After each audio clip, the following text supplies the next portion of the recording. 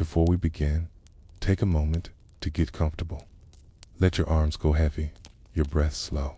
And as you listen, feel free to leave a comment sharing what time it is, where you are, and what city or village you're listening from. It's love to know. And if you'd like more quiet stories like this one, don't forget to subscribe so they gently appear when you need them most. Now, let's begin. It begins in whispers, changes you don't notice at first.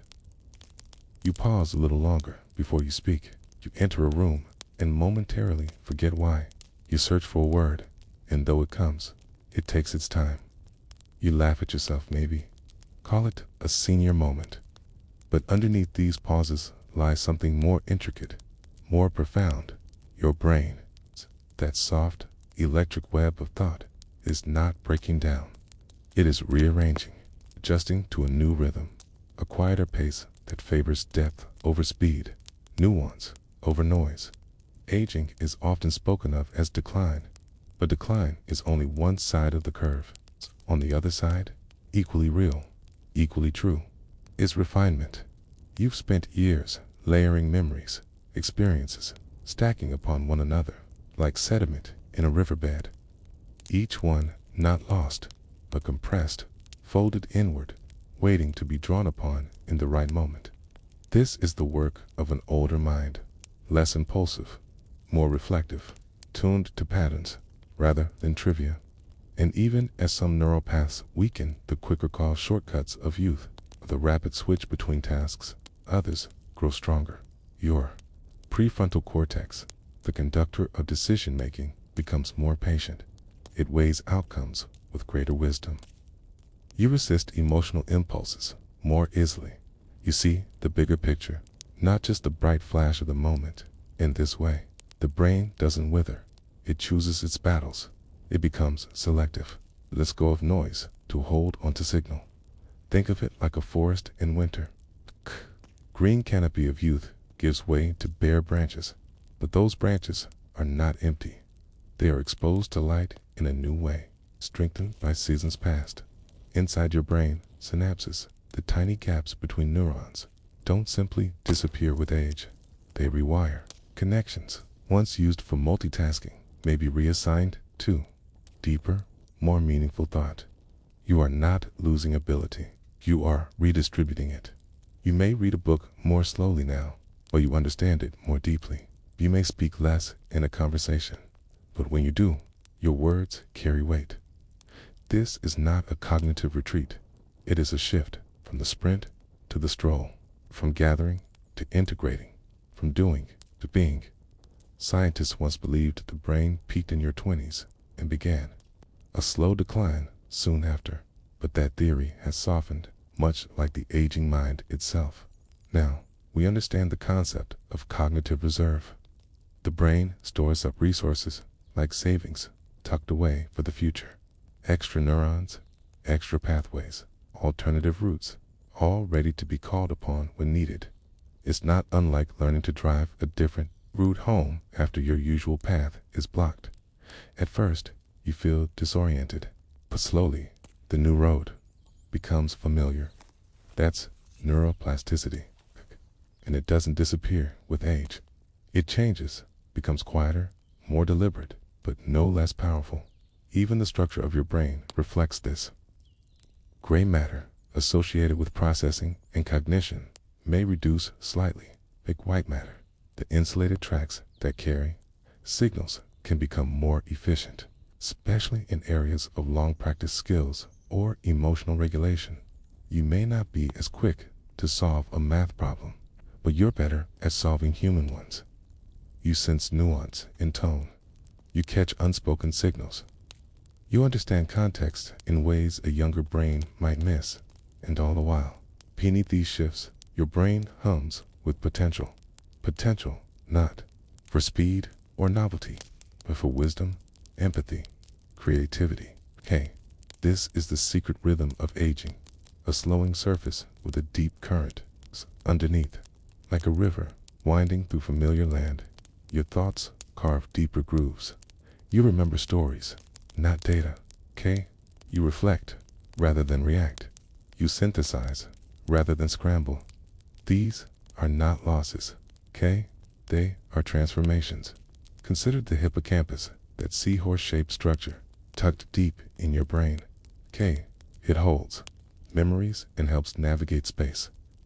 In older adults, it may shrink in size, but that doesn't mean it loses its function. Instead, the brain learns to rely on different areas to spread the work, to adapt, and sometimes new neurons are born. Even in late age, neurogenesis, once thought to stop early in life, now shows glimmers of hope deep into the later decades. Tiny sparks of new growth, especially in the hippocampus, especially when you challenge your mind, move your body, engage with others, or learn something new. It's not youth that fuels these changes. It's effort and curiosity and kindness to yourself. Because aging is not something to fight. It is something to understand. There are moments, of course, when the fog comes. Names slip away. Facts blur. You find yourself standing in the kitchen, staring at a drawer you opened but don't remember why. This is not failure. It is natural, like clouds crossing a sky. They pass, and in their place, the clarity that remains is often deeper. A well-placed word, a memory brought forth by scent, a sense of what matters, what doesn't. That is the aging brain's gift, not the power of retention, but the power of discernment. And while there are biological changes, reductions in dopamine, changes in blood flow, mild slowings in the firing of neurons, these are not signs of loss. They are signs of tuning. Like a seasoned instrument, your brain becomes more responsive to certain notes. It may take longer to warm up, but once it does, it plays with a depth that youth cannot replicate. The way you reflect on your past, the way your stories evolve, this too is the aging brain at work. Not fixated on accuracy, but on meaning. You begin to edit your life for insight. You emphasize what matters. You soften the parts that once hurt. You distill, and this distillation is wisdom. It's not about remembering everything. It's about knowing what to remember, what to let shape you, and what to let pass like wind. So when you forget the name of a place, remember how it made you feel. You are not failing. You are feeling. And that feeling, that emotional memory, lasts longer than facts, because emotion etches deeper into the brain. And with age, your brain becomes an expert in emotion.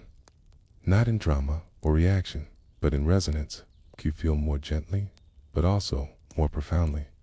There's a grace to this transformation, soft wisdom that knows that speed is not the same as understanding, that detail is not the same as truth, that remembering is not the same as living. You are not a machine slowing down.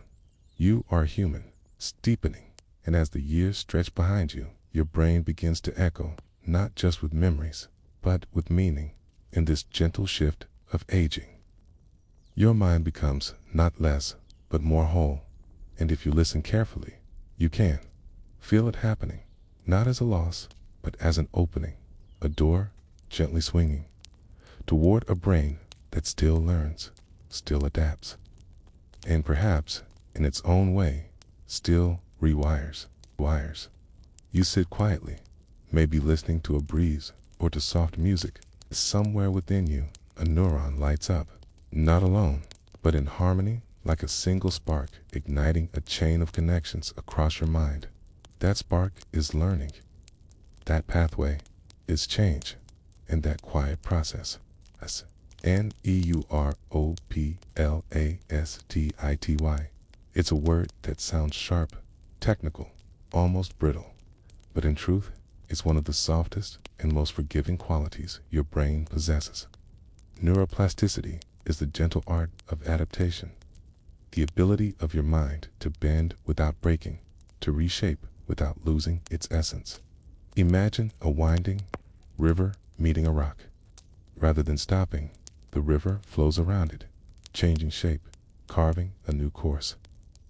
This is how your brain responds to life. Not rigid, not fixed, but ever flowing At its core, neuroplasticity means that your brain is never truly finished. Even now, as you lie still, it's shifting, maybe in small ways, maybe in ways too subtle to notice. But with each experience, with each emotion, you are becoming someone slightly new. For most of history, we believed the brain was like clay, moldable only in youth, hardened by adulthood. But science has slowly rewritten that story. What we now know is more poetic.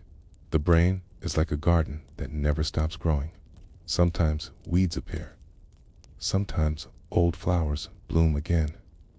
And sometimes new seeds take root where the soil once seemed barren. Every thought, every habit, every moment of attention acts as a gardener, pruning, planting, rearranging, shaping the forest of your mind. In this garden, neurons are the tree's long-reaching branches that pass messages through tiny gaps called synapses. Each time you repeat a behavior, you strengthen these connections. The path becomes easier to follow, like walking the same trail through a field. With time, the grass flattens. The path becomes familiar. Neurons that fire together, wire together. It's a phrase neuroscientists repeat often. It means that your brain builds habits, not just in your muscles, but in your thoughts, reactions, and perceptions. And the more you walk a path, the more natural it feels to take. But the beauty of neuroplasticity isn't just in its ability to build, it's also in its power to unbuild. Two gently fade trails that no longer serve you, just as a forest reclaims a trail when it's left alone. Your brain can let go of habits, fears, patterns. You no longer walk. This is how healing happens, how recovery unfolds after injury or trauma, how you learn and relearn and even reinvent yourself at any age. It's not magic, it's not instant, but it's real, and it's always happening. Let's step inside a moment of learning. Maybe you're picking up a new instrument or learning to ride a bike. At first, the movements feel foreign, clumsy, confusing. Your brain is watching, testing, reaching out to build new pathways, and slowly, with repetition, the connections deepen. The movements become smoother, the sounds more familiar. Your neurons are adapting, forming entire networks dedicated to this new skill. These changes can be seen under a microscope. Dendrites, the branching arms of neurons, grow longer. Synapses become more active. Even the shape of your brain's gray matter can shift. This is neuroplasticity, not as theory, but as biology. Real, physical change, built from quiet persistence. But not all plasticity is dramatic. Some of it is soft, slow, unnoticable, lead, like the way your brain learns to filter sound in a noisy cafe, or the way it compensates for dim light in a familiar room, or how it gently adjusts to sadness, making space for joy again eventually. Neuroplasticity is not always about growth. Sometimes it's about balance, relearning how to feel, how to trust, how to simply be. It's the reason therapy works, why meditation helps, why habits, for better or worse, take hold. And it's the reason you are not your past, because the pathways you once built do not have to be the ones you keep walking.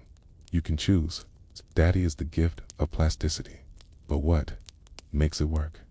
At a biological level, it begins with neurons. Each neuron connects to thousands of others, a dazzling web of communication. When two neurons fire in succession, the bond between them strengthens. The brain even releases special proteins called brain-derived neurotrophic factors, BDNF, that help maintain and grow these connections. BDNF acts like fertilizer for your neural garden, and it thrives when you challenge yourself, when you move, when you engage with others. Curiosity, in this sense, becomes medicine. In learning, a form of nourishment. Sleep plays a vital role too. During deep rest, the brain sorts and stores the changes made during the day. It reinforces useful connections and prunes away what's no longer needed. It's like tending your garden at night. Quiet, unseen, but essential. Movement, especially gentle and mindful movement, enhances plasticity. Dancing, walking, stretching, all send signals to the brain. I am here. I am ready to grow. Even emotion plays a part. Joy, sadness, awe, fear. These all color your memories and strengthen the pathways attached to them. Emotion makes plasticity sticky, okay?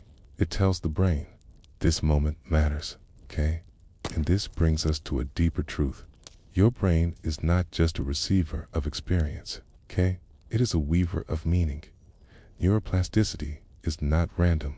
It follows the trails of your values, your focus, your desires. It reshapes itself based on what you give your attention to.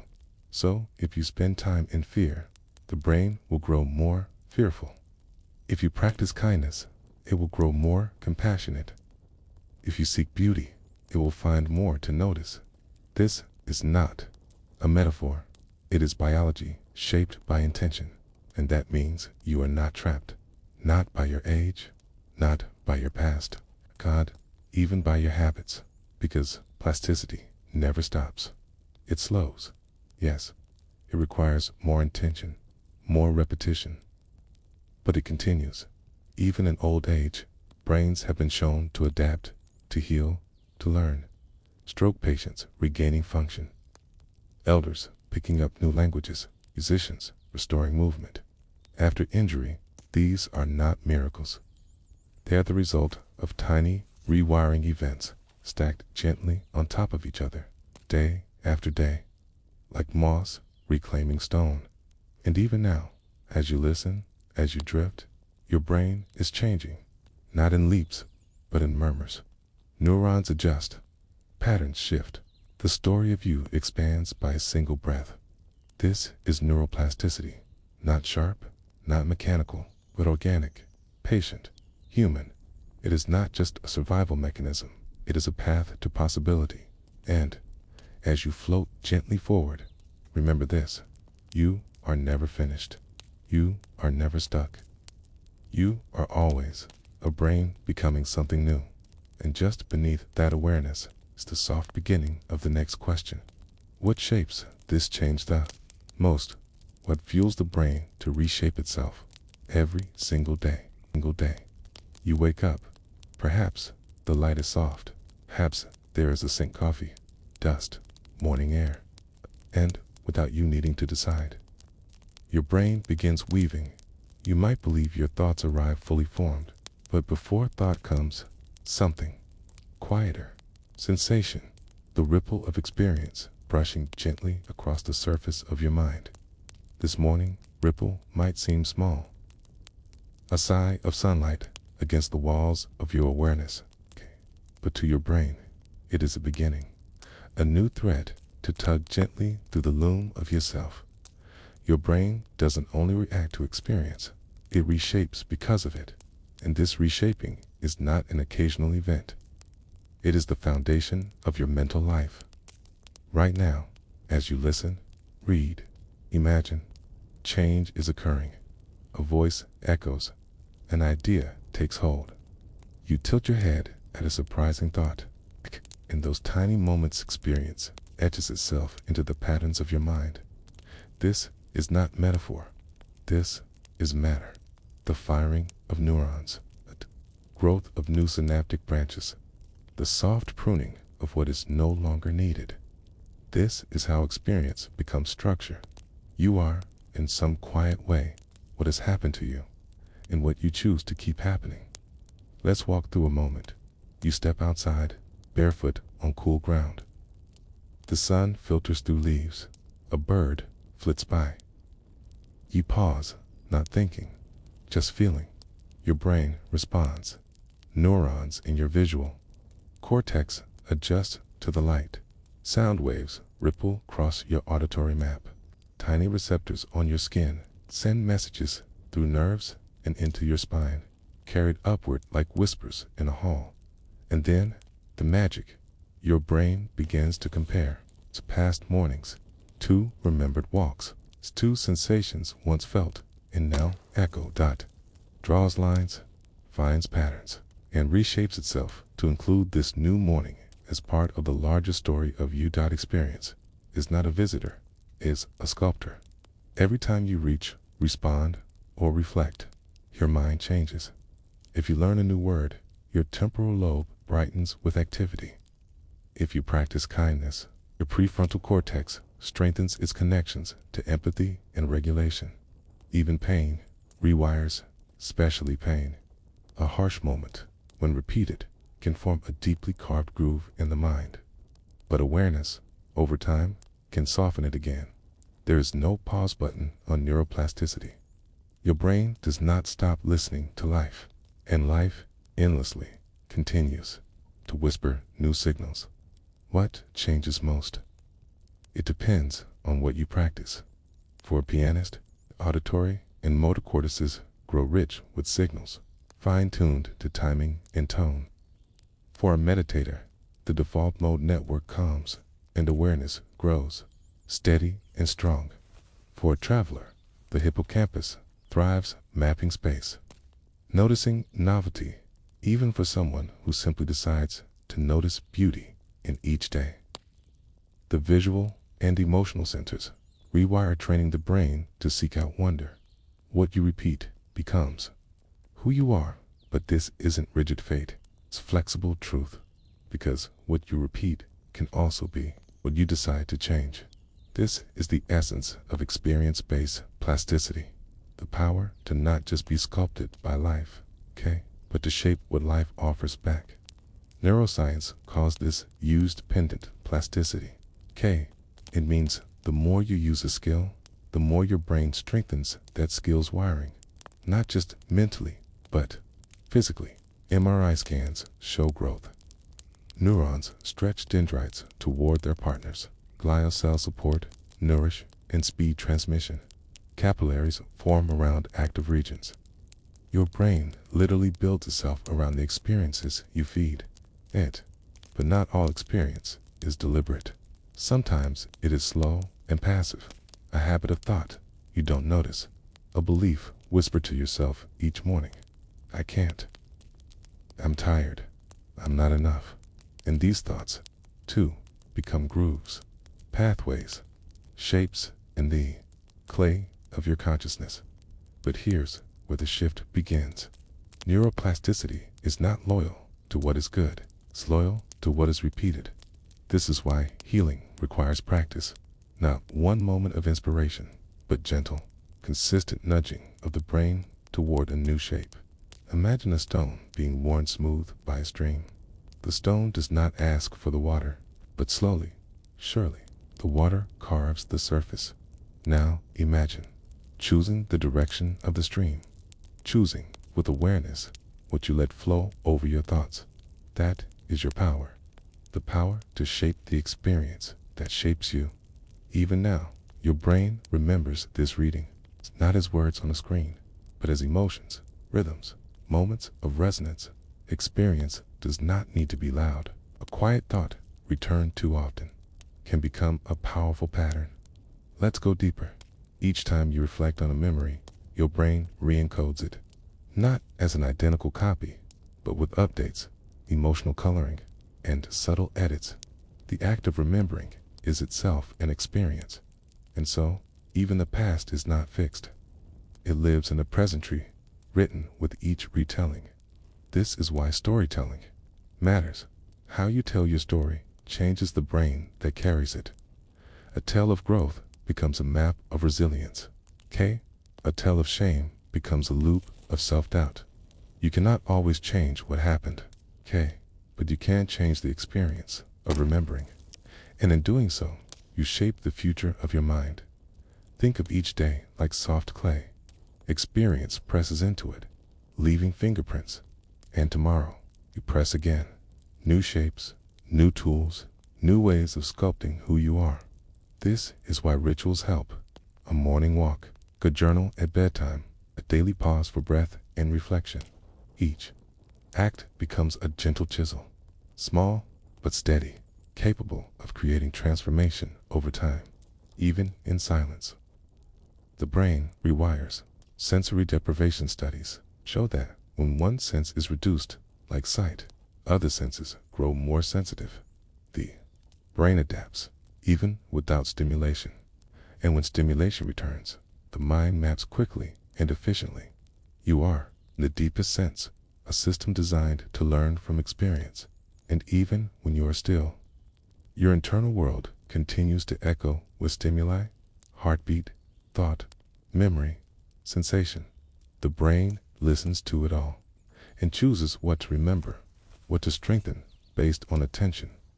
Attention is the gateway, the filter, the silent decision maker that tells your mind, this matters, build around this.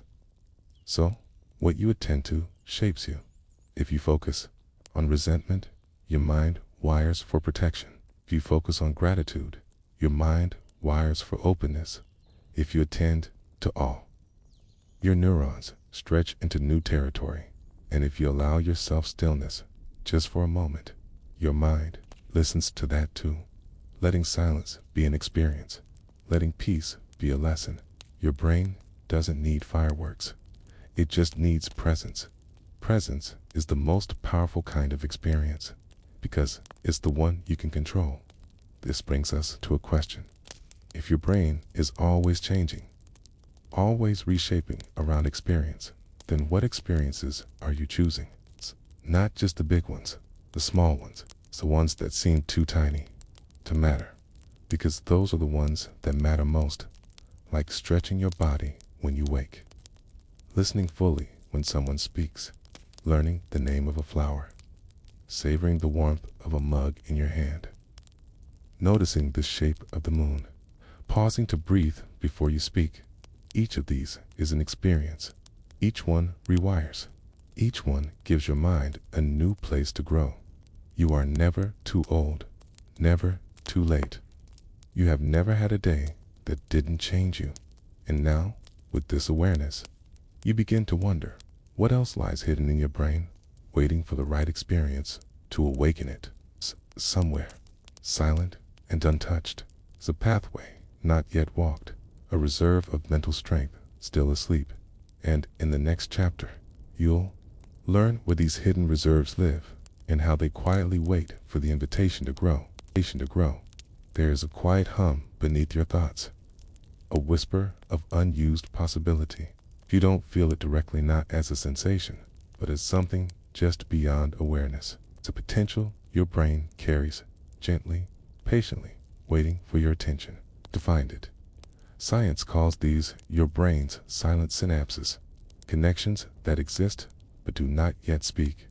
They are like unopened doors in the architecture of your mind, waiting for the right key. And that key is often change.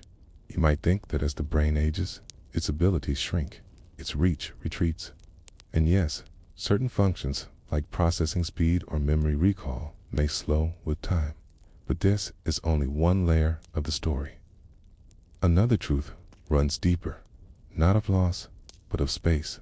With time, the brain prunes. Unused paths begin to quiet, but this quietness is not emptiness. It is potential. Consider a forest in winter. The trees stand bare, movement slows, but beneath the frost, the roots still grow. New seeds lie waiting in the soil. The silence holds a promise. So too with your mind. The pathways you use every day, the habits, the routines, the loops become stronger, louder, automatic. But what about the paths you don't use? What about the connections that remain soft, silent, but ready?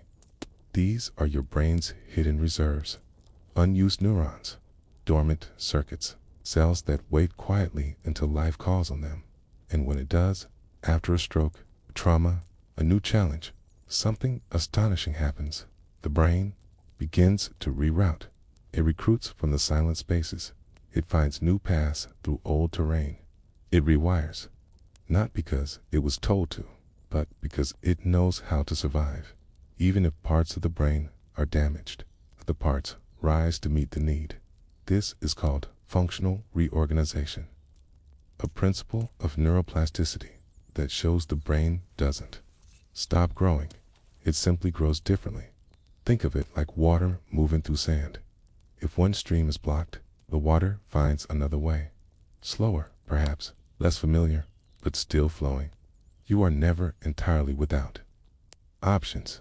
The adult brain contains an abundance of these unused routes, especially in regions related to sensory processing, language, and motor control. In fact, studies show that even well into your 60s, 70s, 80s, if you learn a new skill, these silent neurons activate. They don't resist change. They welcome it. They have been waiting for it. This is why some older adults learn languages faster than expected, why some recover from injuries doctors thought permanent, why learning to paint, dance, or play piano can awaken parts of the mind left untouched for decades. When new challenges are introduced, the brain doesn't rely solely on the old pathways. It searches for underused ones. It adapts. Imagine a map of your brain with bright trails showing where thought flows. Some trails are well-traveled, glowing, familiar, fast. Others are faint, like dusty roads, long forgotten, but they're still there, and they can be lit again. You light them with curiosity, with novelty, with practice. Each time you do something new, try a new recipe, walk a different route, read an unfamiliar subject, your brain is nudged out of routine. It becomes a little more awake, and this awakening, though it may not feel dramatic, is profound, because you are not just keeping the brain alive, you are expanding its territory, even emotionally. Your brain holds reserves. There are places within you that have known joy, but have been quieted by years of responsibility, pain, or habit. Neural patterns of wonder, play, risk-taking. They may not fire as often in adulthood, but they can fire again, because emotion, too, is encoded in circuitry. You can awaken laughter. You can reawaken awe, not by forcing it, but by returning to small moments of unpredictability and engagement. Take a different seat at the table. Draw with your non-dominant hand. Ask a child what they think about the stars. Listen to music you've never heard before. Let your brain be surprised. Surprise is one of the fastest ways to activate unused neural space. It tells the brain something's different. Pay attention. And when the brain pays attention, it changes. Attention is the gardener. It waters the roots. It signals where growth is needed. Now, consider this. In your brain, there are backup systems. If the main language center is damaged, another region can sometimes step in. If part of the motor cortex is injured, other areas help reroute. Movement. This is not science fiction. It's science fact. The reserve is real, and it grows with use. Even just believing that your brain can change has been shown to improve its capacity to change. This is called a growth mindset, not just a motivational phrase, but a real, measurable shift in brain activity. Those who believe learning is possible learn more, not because they're smarter, but because their minds remain open. And open minds light up more of the map that children have this by default. Their brains are flooded with exploratory impulses. But adults must choose it. They must choose openness. They must invite experience back in. And when they do, their hidden reserves respond.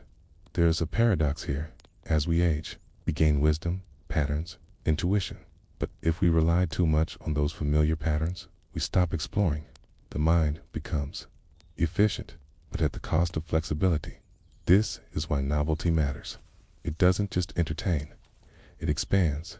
Neuroimaging reveals that new experiences light up more of the brain than repeated ones, even if those new experiences are small. Eating with your opposite hand, learning a few words in a new language, brushing your teeth in silence, and noticing the sensation. Reading a genre you usually ignore. These don't just pass the time. You open neural doors. Your brain reserves are not hidden because they are weak. They're hidden because they are unused. And when used, they can become brilliant. In some ways, this is the body's most beautiful secret. The very systems you think are fading are often just waiting for your permission to be noticed, to be challenged, to be remembered. Even imagination taps into these reserves. When you visualize a future event, when you pretend, rehearse, dream, you activate dormant regions. Imagining movement lights up motor cortex. Imagining conversation engages speech networks. Imagining healing can even influence physical recovery. You can begin to use your hidden reserves just by imagining using them. Isn't that extraordinary?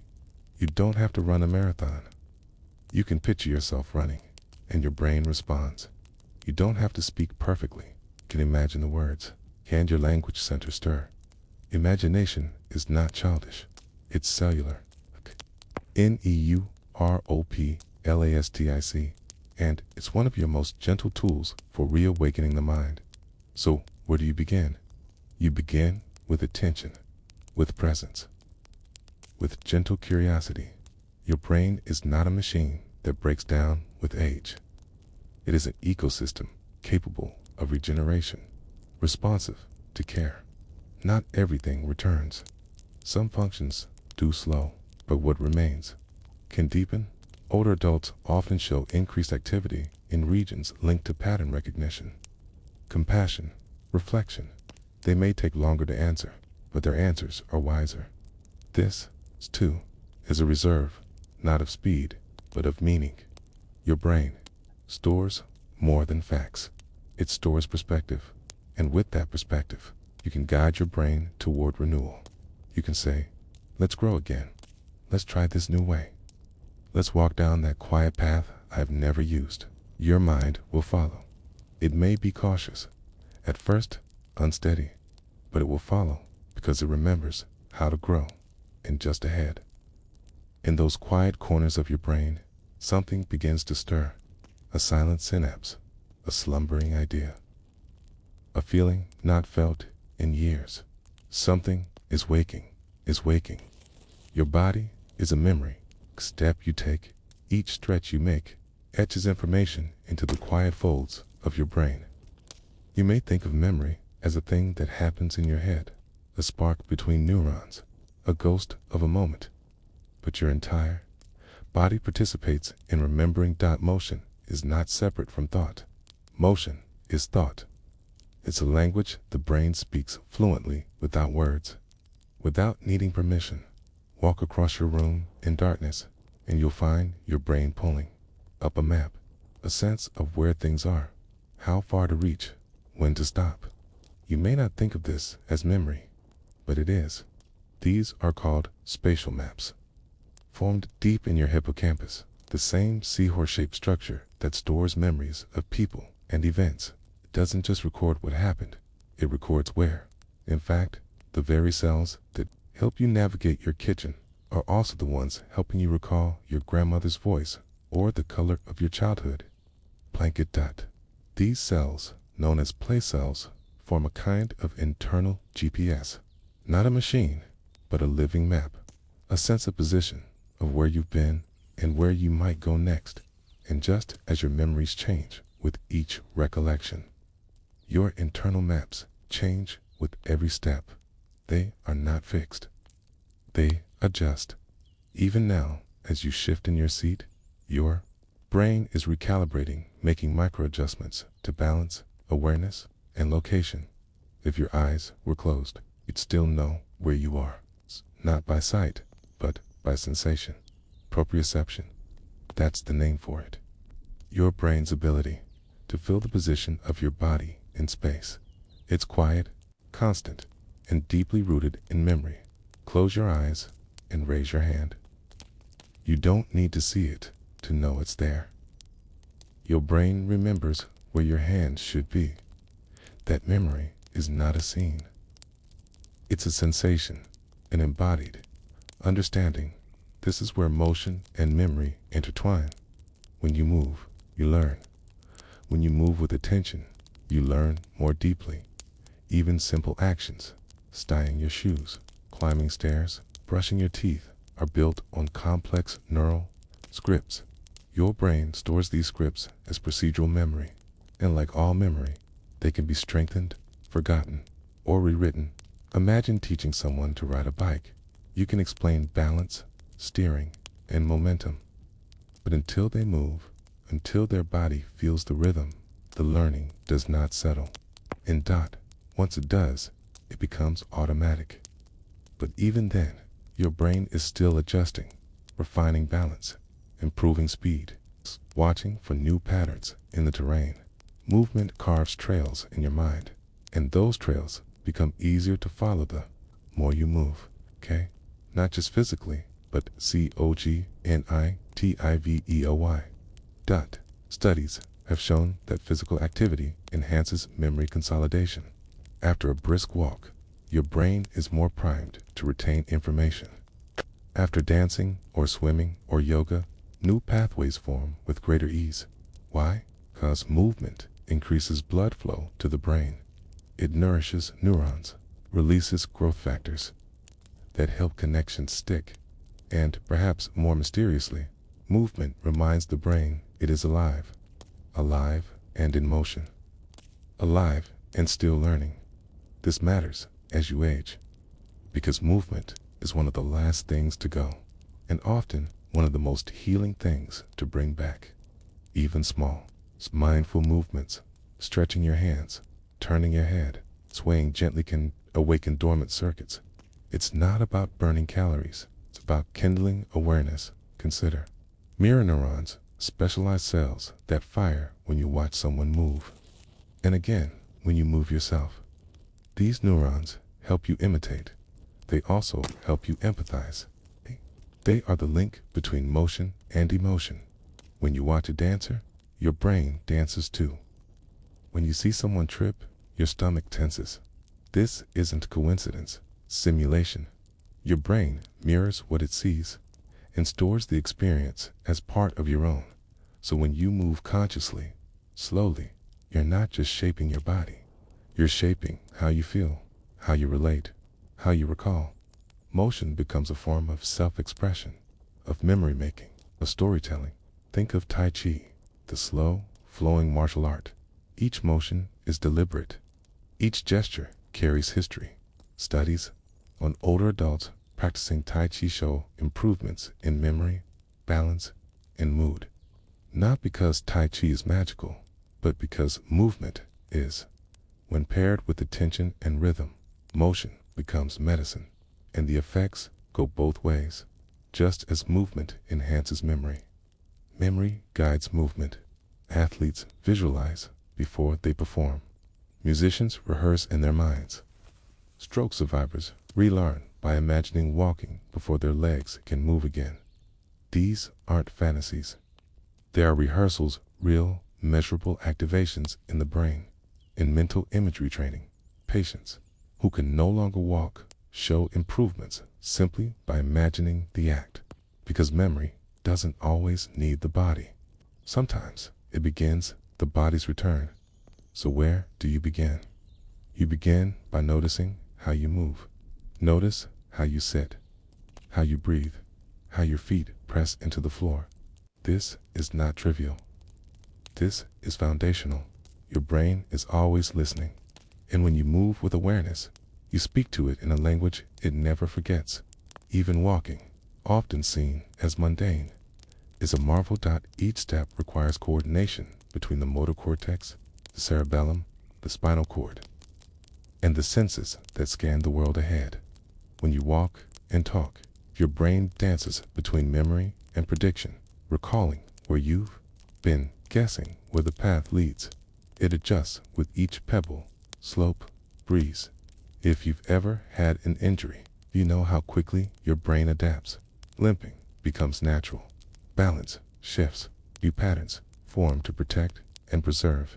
And when healing begins, the old patterns must be unlearned. This too is memory. The memory of injury. The memory of movement gone wrong. And, like all memories, it can be rewritten, gently, patiently, with practice. Just as trauma leaves traces in your body, so does healing. When you stretch, when you walk, when you breathe deeply, You write a new story into your tissues, right? Your brain takes note. Your mental maps are not just of streets and cities, okay? They are of your body, your relationships, okay? Your history. And every time you move with intention, you redraw those maps. You signal, this is who I am now. This is where I am. And your brain listens. It cannot help but listen, because you are its landscape. You are the terrain. It walks every day, and sometimes, when memory falters, when names slip, when details blur, motion remains. That's why music and movement are so powerful for those with dementia. They may not remember the song, but they remember the dance, the clapping, the rocking. Memory lives in the muscles, in the rhythm, in the way the body once felt joy. So let it move again, not with force, but with curiosity. Let it sway, stretch, shake, roll. Let it remember how it feels to be alive. Let it build new maps, maps of wonder, maps of resilience, maps that say, I may not remember everything, but I remember this. I remember how to move. There is a quiet flicker inside you. You might not always notice it, but it pulses gently like a candle behind frosted glass. It hums beneath daily routines, beneath memory and motion, beneath even your breath. That flicker is curiosity, not the loud kind, not the frantic thirst for trivia or news, but the soft kind, the kind that tilts your head slightly when you hear something strange, the kind that slows your step when you see a bird acting oddly in the garden, the kind that whispers, why is it like that? Okay. That whisper matters more than you know. Curiosity is not a luxury. It is a biological force, cognitive signal, a tool your brain uses to stay alive, to stay learning, to stay plastic. Neuroplasticity is not powered only by trauma, by challenge, by necessity. It is also powered by interest. When something interests you, even a little, your brain perks up. Literally, it shifts chemical gears. It releases dopamine, a neurotransmitter you often associate with pleasure, but which also plays a powerful role in learning. Dopamine says, pay attention. It says, this might be important. And when dopamine is present, neural pathways are more likely to stick. This is why you remember odd facts you heard at dinner more vividly than what you read in a dry textbook. It's why stories stay with you longer than instructions. It's why wonder makes memory stronger. And wonder starts with a question.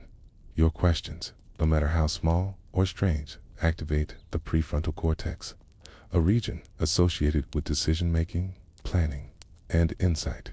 They also engage the hippocampus, the memory center we've visited before, even more.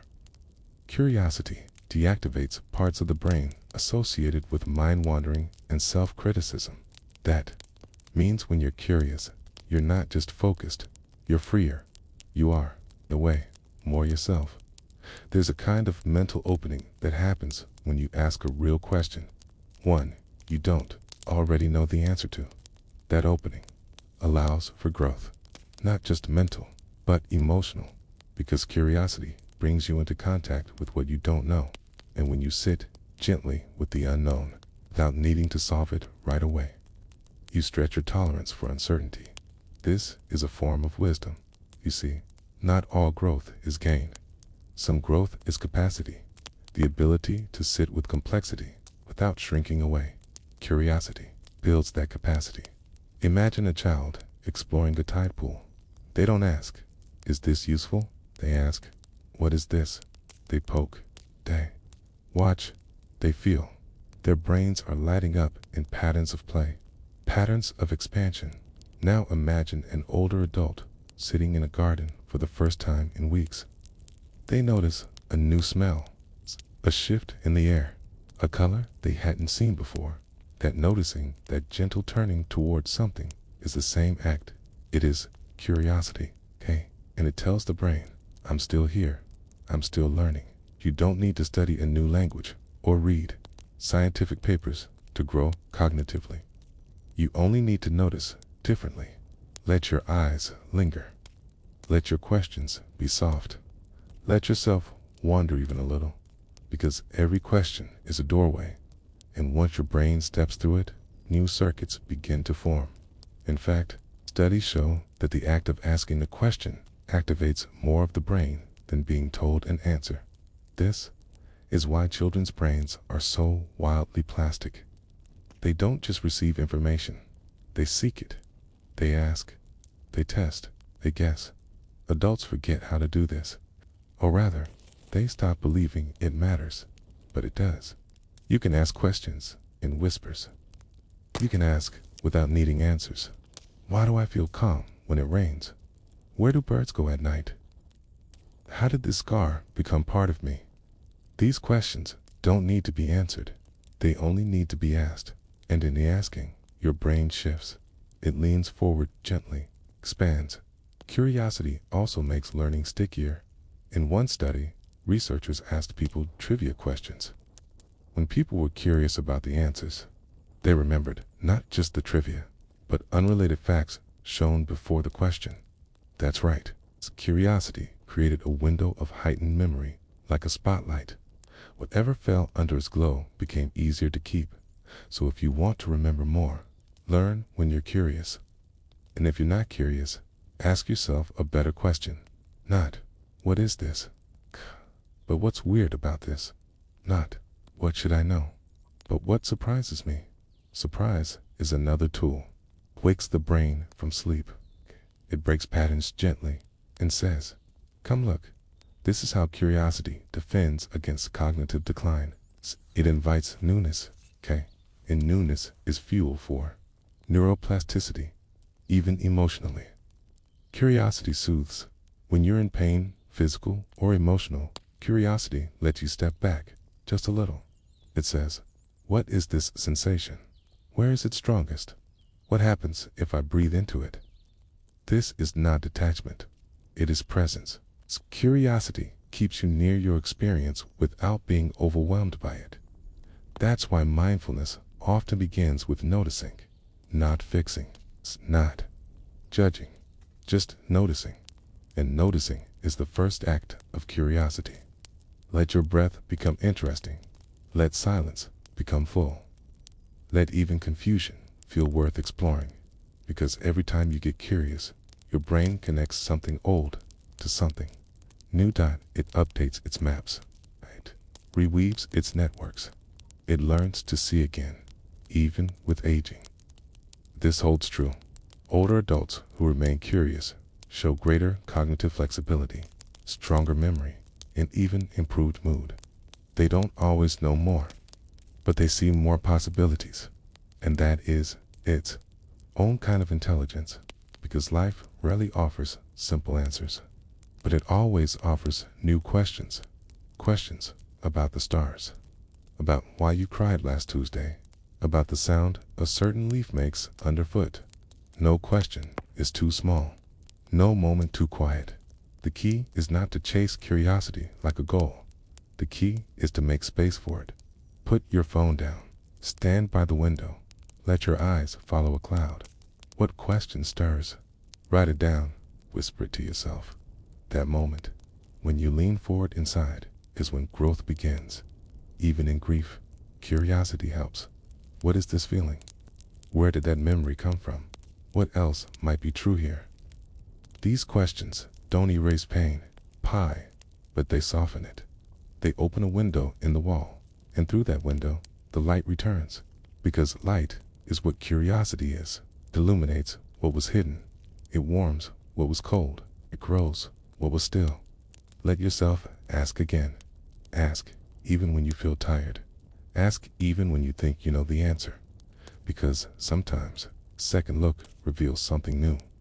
And the brain loves that. It craves nuance. It craves discovery. Even the most familiar path can become new if you walk it with different eyes. This is how you stay soft, how you stay plastic, how you stay awake with a question, a breath, a pause, and as you follow that thread of wonder, your brain knits something beautiful, a new connection, a new insight, a new story. There is something gentle about forgetting. It doesn't feel gentle, always. Sometimes it arrives like a quiet thief, taking names, dates, directions. Sometimes it feels like betrayal when a word slips just beyond reach, when a face floats in shadow. But forgetting isn't just erosion. It is also design. It is structure. It is strategy. Your brain is not a vault, and memory is not meant to be permanent. Instead, think of memory like a garden, alive, tended, seasonal.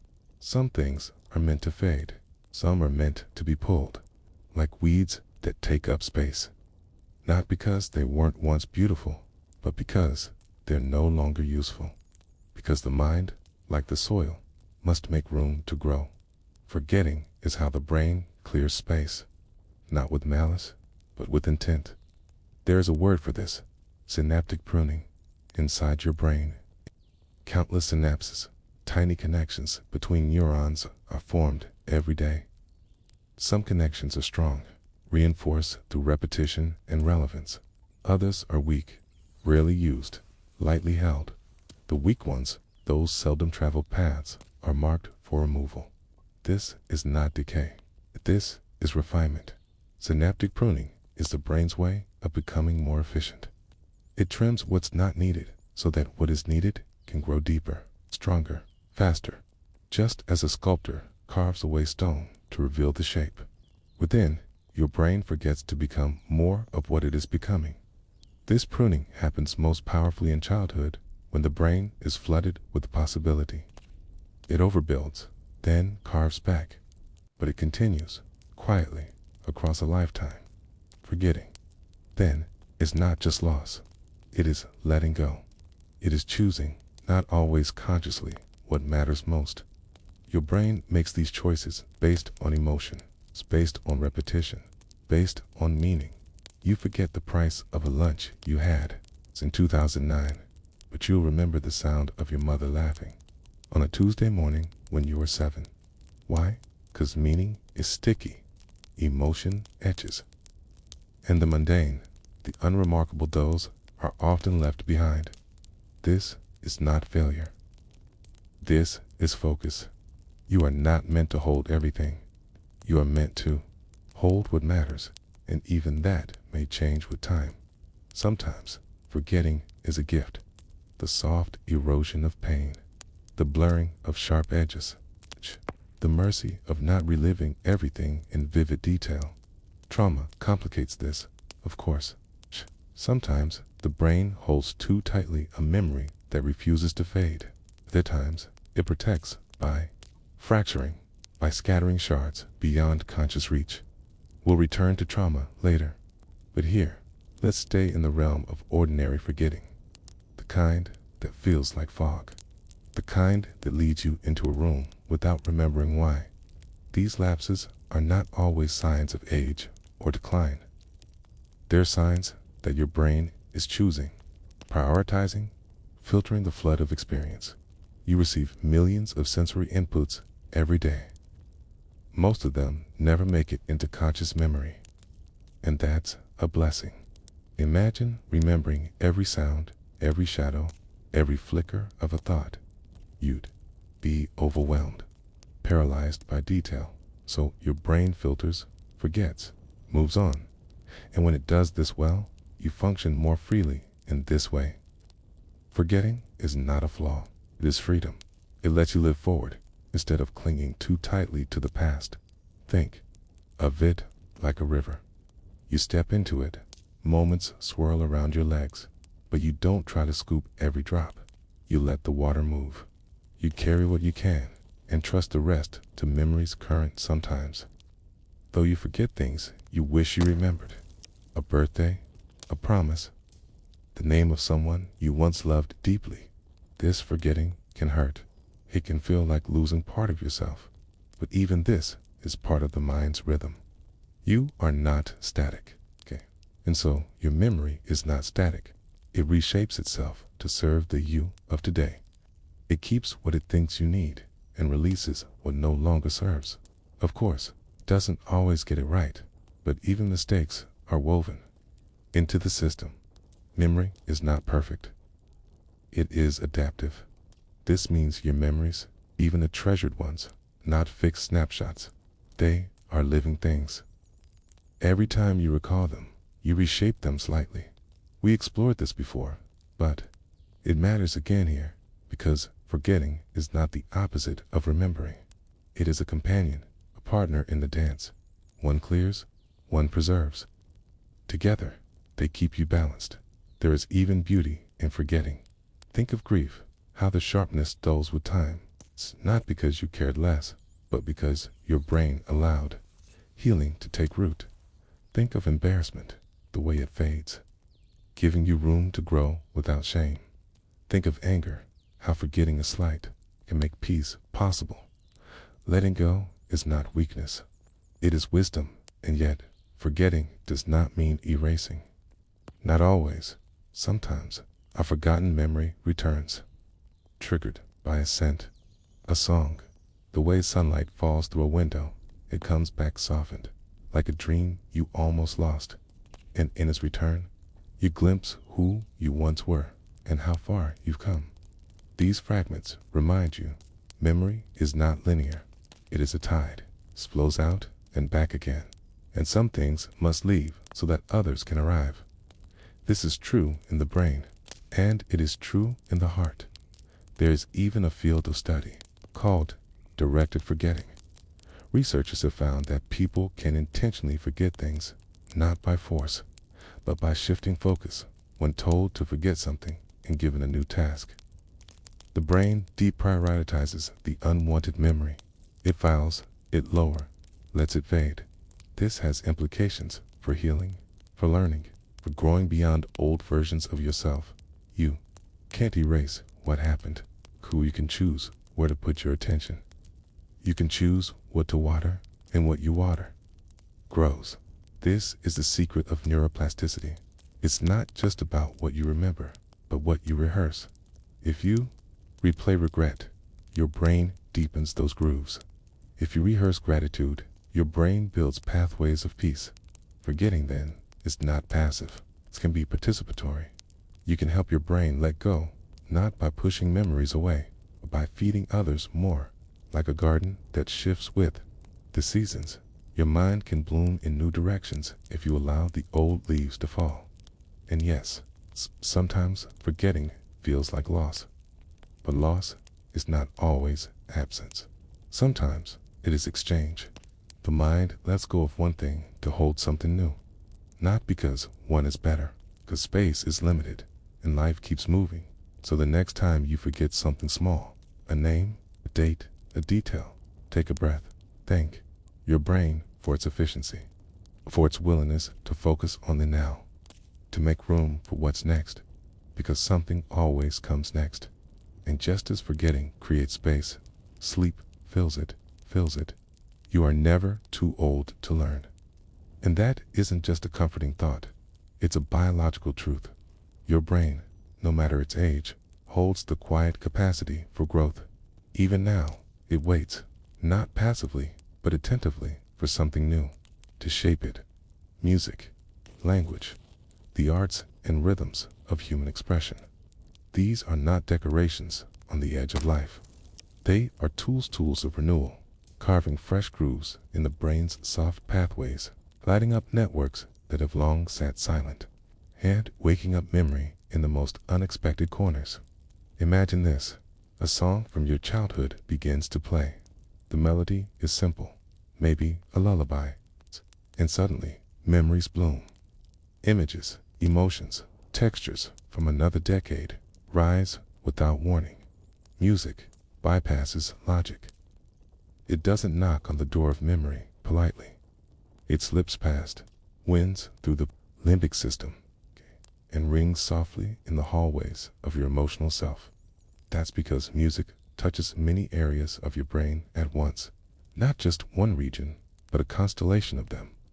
The auditory cortex hears, the motor cortex sways, the hippocampus remembers, the amygdala feels, and somewhere beneath it all, the prefrontal cortex assigns meaning, drawing lines between then and now. So when you sing, even if you forget the lyrics, you're waking parts of your brain that might have grown quiet. And when you learn a new song at any age, you aren't just entertaining yourself, you're expanding. The act of learning is itself a form of neuroplasticity.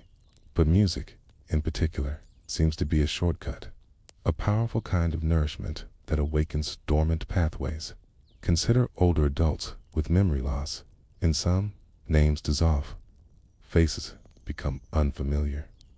But when a familiar tune begins, when a melody from their youth plays, something remarkable happens. They hum, they sway, sometimes they sing every word. Music pulls at the threads memory cannot reach alone, because it lives not just in one place, but across many, like dew on a web. And that's just one art form. Language, too, holds its own kind of magic. You might think, I'm too old to learn another language. But your brain disagrees. Yes, learning is slower with age. The grooves are deeper, the patterns more set. But that doesn't mean unchancable. In fact, learning a new language in adulthood can be more transformative than learning one as a child. Why? Because adults must choose to struggle. They must decide to grow. And growth that is chosen is often deeper than growth that is automatic. When you begin to learn a new language, you are inviting the brain to stretch, to make sense of new sounds, new structures, new rhythms of thought. It's not just vocabulary that changes. Your brain begins to think differently. Languages shape perception. Some languages have no future tense. Some describe colors in categories that don't exist in English. Some encode relationships and hierarchy into every verb. So, learning a new language does more than give you new words. It gives you new ways of seeing the world, and in doing so, it keeps your brain supple. Studies show that bilingual adults often maintain cognitive flexibility longer. They show slower onset of age-related decline. They switch tasks more easily. They focus more effectively. But even beyond the science, there is the joy of it, the spark of understanding a new phrase, the delight of pronouncing a sound your mouth had never tried before. Each small success is a neural victory. You may never become fluent, but that's not the point. The point is motion, mental movement. The point is practice, not perfection. This applies not just to new languages, but to old ones too. Even engaging with poetry, with literature, with storytelling can shift the shape of your thinking, because language is how the brain breathes, and art is how it sings. Think too of writing, of journaling, of keeping a small notebook where you describe a moment each day. This is language made visible. It's a kind of exercise for the mind, a daily invitation to recall, to reflect. Arrange your thoughts with care, and every time you write something down, even a single sentence, your brain practices, connecting memory with meaning. That too is lifelong learning. Learning is not only for the young. In fact, it becomes more vital with age, because as the body slows, the mind can still run free. Art and language are forms of movement, soft internal stretches that keep the mind open, curious, and kind. They allow you to adapt to a world that keeps changing. Even when you feel like staying still, they keep you connected to yourself, to others, to the moment. And in a time of life when many things begin to slip, names, routines, the sense of certainty, the act of learning offers grounding. It says, I am still capable.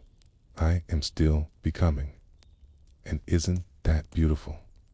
Even a short daily practice, 5 minutes of a new song, one sentence in another language, a quick sketch, a doodle, verse can ripple through the mind like gentle rain, softening rigid thoughts, washing old dust from corners, inviting growth where none seemed possible. So if your memory feels dim, if your mind feels slower, don't retreat. Reach outward. The brain, like the body, responds to challenge, not violent challenge, but gentle, consistent invitation. The kind that says, let's try this. It's just a little. And if you struggle, that's okay. Struggle is part of learning. It's not a sign of failure. It's a sign of rewiring. Think of how a muscle shakes on the 10th repetition. It's not breaking, it's adapting. Your brain is the same, and in this way, art becomes more than beauty. It becomes medicine. It becomes the whisper that says, you are still here. You are still capable of joy. Because what is music? What is language, if not joy made audible? What is learning, if not a declaration of hope? And perhaps the most hopeful act is to learn with others. Sing in a group, join a language class, start a book circle, share your favorite poem aloud.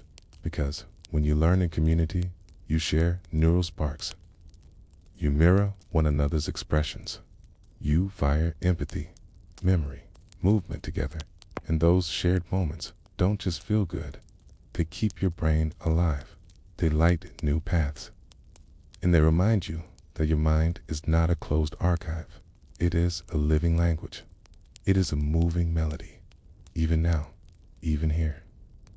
In this quiet hour, your brain listens for a new song. And in the stillness, you may feel something begin to hum again. A softness, a readiness, a flicker of what's next. Because when the mind moves, the whole self follows. And soon, you'll find that even the body responds. The mind does not sit in the skull like a closed book. It dances. It pulses. Moves with the body. Not separate from it, but in quiet coordination. A duet of blood, breath, and thought. Every time you move, you send ripples through your nervous system. Your spine whispers to your brain. Your joints sing soft messages into the dark. Your brain listens, not passively, but eagerly. This connection between body and mind is not symbolic, it's biological. Your muscles are not just for lifting, not just for walking, okay? They are fountains of chemical information. And when they move, they release signals, proteins, molecules, rhythms that travel upward to the brain, carrying a message as old as life itself. I am still here. I am still becoming. Think about what happens when you go for a walk. Not a hurried walk to a meeting, but a slow, open walk beneath trees or along the quiet curve of a street as your feet meet the earth in rhythm. Something shifts. Your breathing deepens. Your vision softens. And inside your brain, new connections begin to spark. Movement increases blood flow, carrying oxygen and glucose to your neurons. It's like a gentle tide washing the shores of thought. It releases brain-derived neurotrophic factor, BDNF, a protein that acts like fertilizer for your mind, encouraging the growth of new neurons, strengthening the ones already there. This is not just theory, it's visible in scans. Inactive brains lit up like soft constellations after a simple 20-minute walk. Exercise, especially steady movement like walking, is one of the most reliable ways to protect your mind from decline, even in later years. Even after memory has begun to fade. It's not just the big muscles that matter. It's the rhythm, the repetition, the quiet, measured engagement with the world around you. This rhythm does something else too. It soothes the amygdala, the small, almond-shaped center of fear and alarm. With each steady breath, each balanced step, the amygdala quiets. You feel calmer. Your thoughts begin to settle. It's as if movement wrings the worry from the body. Not by force, but by flow. Your body becomes a kind of meditation, and your brain, so often caught in loops of thought, begins to stretch. Now, picture something more dynamic. A stretch, a slow, luxurious reach of the arms, the opening of the chest, the tilt of the neck. These small gestures, so simple, activate areas of your brain that are deeply tied to memory and orientation. They remind the brain that you are a body in space, that you have shape, volume, gravity, and with that awareness comes grounding, a sense of returning to yourself, of clarity. Now imagine dancing, not performance, not choreography, okay? but instinctive, private movement, letting your body move with the music of your own mood. When you dance, you activate the cerebellum, the part of the brain involved in balance and coordination. But you also light up the prefrontal cortex, where planning and expression live. In some people, dance does what no medication can do. It brings joy back to motion. It makes thinking feel physical. It restores confidence in the body. This is especially powerful for those living with neurological challenges, Parkinson's, stroke, cognitive decline, because even when speech becomes difficult, movement can speak. Even when memory stumbles, the body remembers rhythm. This is the poetry of kinesthetic intelligence, the wisdom of motion. In childhood, you once had this naturally. You ran, twirled, jumped without prompting. You didn't think of it as exercise. You just moved. But adulthood brings stillness, desks, chairs, long hours of disconnection from the body and the brain. Deprived of motion, grows restless. It begins to echo with tension. So now, in this chapter of life, you return to motion. To chase youth, but to nourish presence. You stretch not to burn calories, but to awaken awareness. You walk not to arrive, but to explore your own edges. You breathe deeply, and your brain remembers that it too is alive. And here's something even more beautiful: movement improves not only cognition, but creativity. Writers, scientists, musicians, many have found their breakthroughs not at the desk, but during long, meandering walks. Because motion untangles thought. It loosens what is stuck. It lets the mind wander with purpose. Your ideas bloom when the body is moving. Your emotions process more gently. This is not magic. It is physiology. A body in motion changes the chemistry of the brain, but it feels like magic. It feels like waking up. Even small movements matter. Reaching for the ceiling when you rise, flexing your feet before sleep, gently rolling your shoulders during the day. These acts are invitations, not just to the muscles, but to the mind. Every stretch says, I remember who I am. I still have motion within me. And if you can go outside into sunlight, wind, air, the benefits multiply. Nature in motion, together, reset the nervous system. Reduce cortisol, release endorphins, enhance sleep, calm the heart. They remind your brain that life is not just inside the head. It is out here in the breeze. The bird song, it's a steady beat of your steps. Even mindful chores, sweeping, watering, raking, carry the same magic, because they are movements with meaning. They connect intention with action. It's your brain, above all, loves meaningful action. So listen to your body, It holds wisdom. When it aches, when it stiffens, these are not just signs of aging. They are signals, requests for attention. And when you respond with care, with gentle motion, your brain responds too. It rewards you with clarity, with mood, with resilience. You don't need to run marathons. You don't need to perfect yoga. You only need to move like you mean it, with kindness toward yourself. Because movement is not about doing more. It's about feeling more. Becoming more aware of the body as a vessel for experience. And through that awareness, the brain becomes flexible again. It begins to adapt. It begins to learn. It becomes, once again, the vibrant, soft, electric organ that it was always meant to be. This is how we age, not in decay. Up, in return to breath, to rhythm, to body. And in that return, we discover something ancient, that thought is movement. That movement is thought, and that both are alive in us, waiting to be nourished. So as you rest now, let your breath move gently. Feel your chest rise and fall. Notice how even stillness contains motion, because soon as sleep begins to draw you in, your mind will enter its own kind of motions, soft, cyclical, wandering through dreams and memories alike. And that is where we will go next. Into the quiet places of healing and change. The rewiring that happens in the dark. In the dark, the body can break, the skin can bruise, the bones may splinter and heal with a scar. But what about the mind? When the brain is injured, when something slips or fractures in the circuitry, what becomes of you? This is not a story of defeat. It is a quiet hymn to resilience, to the brain's ancient and surprising instinct to survive, to adapt, to rebuild from the ruins. Close your eyes and picture this: a forest after a wildfire. Ash coats the ground. The air smells like smoke and silence. And for a moment, it feels like all is lost. But beneath the surface, roots stir. Tiny shoots press upward.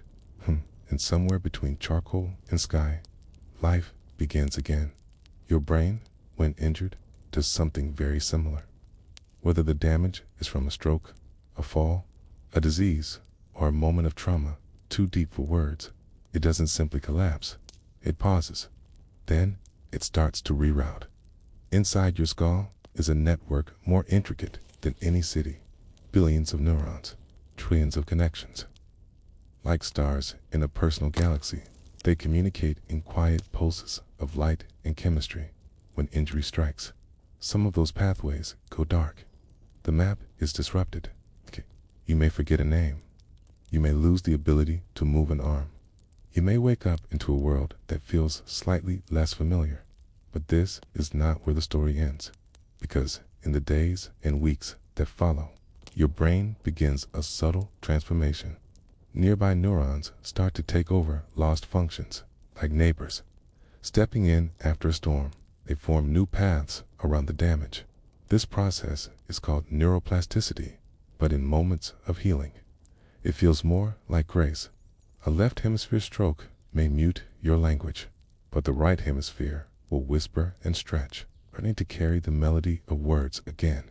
A traumatic injury may quiet movement, but with therapy, repetition, and intention, new pathways are carved, slowly, patiently, until the body remembers how to lift a spoon, or take a step, or hold a hand. And it's not just in clinical labs where this happens. It's in living rooms, on quiet walks, in art studios, in music therapy rooms, where fingers find rhythm before words return. The science is clear. The brain continues to change even after profound injury. What was once believed lost can sometimes be found again, not in the same way, not perfectly, but meaningfully. There are stories of stroke survivors painting left-handed masterpieces when their right hand failed them. Stories of patients with aphasia learning to sing their thoughts before they could speak them.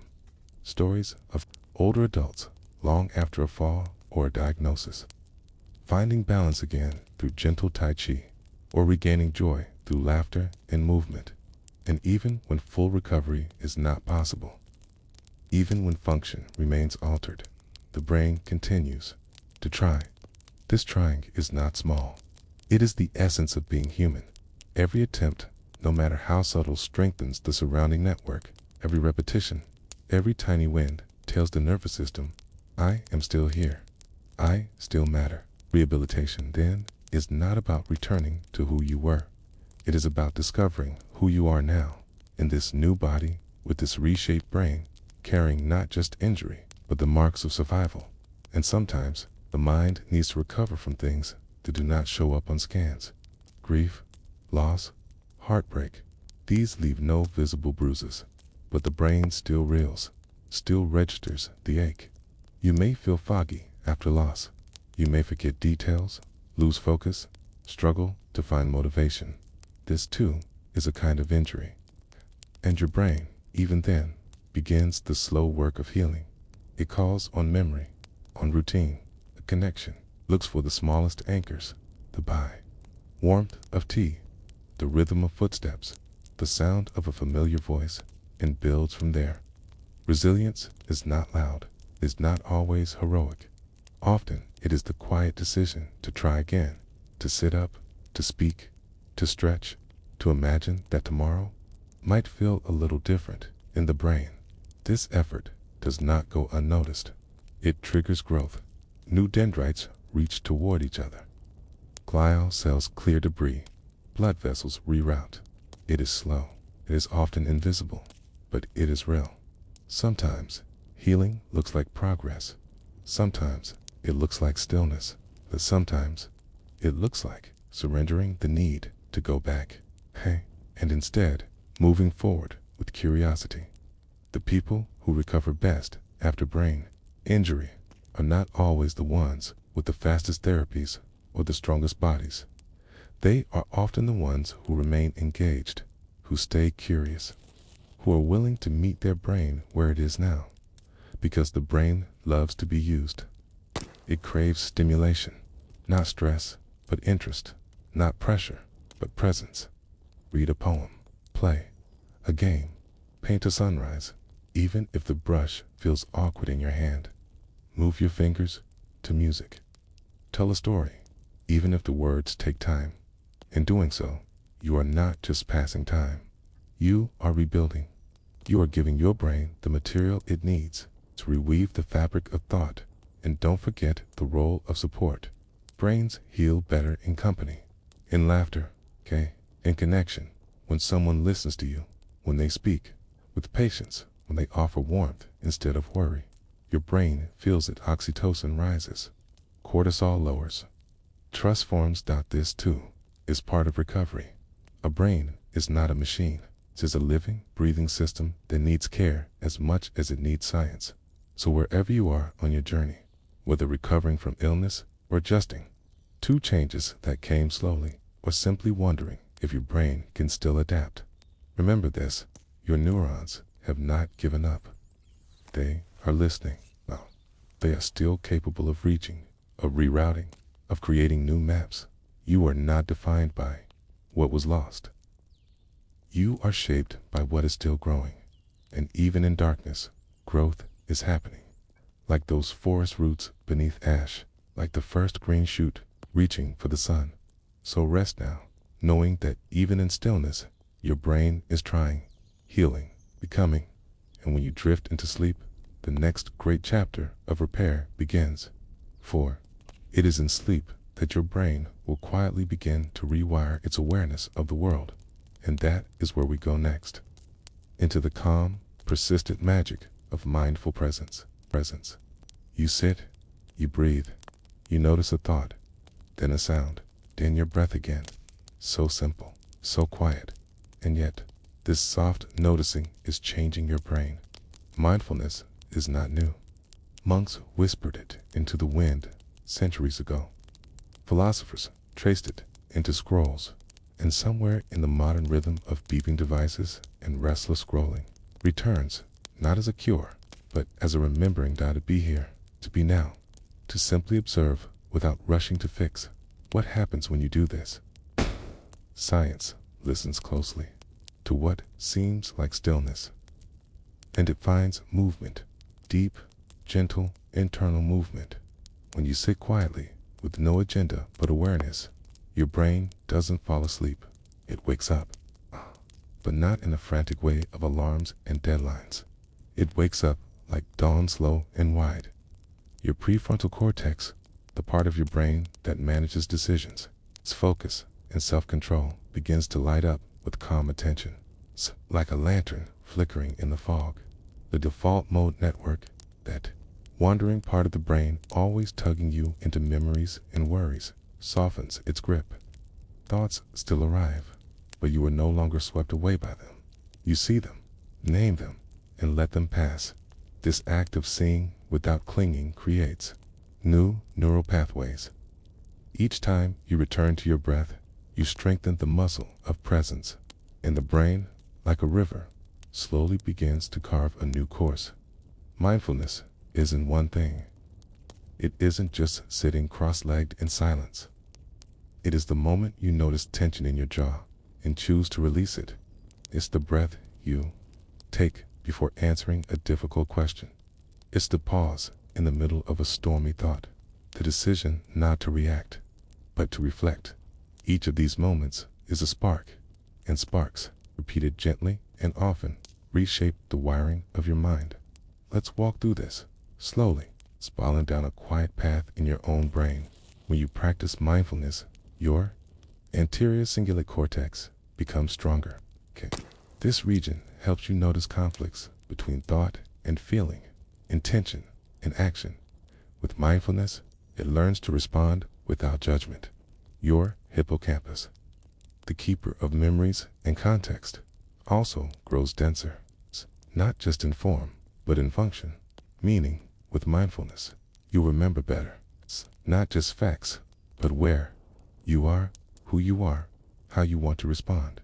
Even the amygdala, that alarm bell of fear and reactivity, shrinks in size over time with regular practice. Not so you feel less, but so you feel more clearly without being overwhelmed. These are not guesses. They are measured changes seen on fMRI scans, tracked over weeks and months. But outside the lab, feels much simpler. It feels like choosing to notice the warmth of tea in your hand, like realizing, in the middle of a stressful moment, that you can breathe slower, that you are not your reaction, that you are the sky, and your emotions are just weather. Mindfulness helps the brain see the difference between pain and suffering. Pain is the first arrow. It stings, raw, human. Suffering is the second arrow. It's the story we add.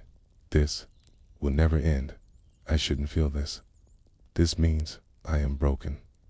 Mindfulness does not remove the first arrow, but it gently teaches the brain not to fire the second. And over time, this makes all the difference. In one study, participants who practiced mindfulness meditation for just 8 weeks showed measurable increases in gray matter density in areas associated with learning, memory, emotion, regulation, and empathy. It is not just about stress reduction. It is structural change. It is the brain learning a new dance, slower, softer, more aware of every step. Even the immune system responds. Markers of inflammation begin to decrease. Sleep improves. Attention becomes less scattered. And in older adults, mindfulness supports the very neuroplasticity that slows cognitive aging. It's not magic. It's biology, revealed through stillness. You don't have to sit for hours. You don't need incense or chants. You need presence. Try it now. Notice where your body meets the space around you. Okay? Notice how your breath rises and falls. You don't have to control it. Okay?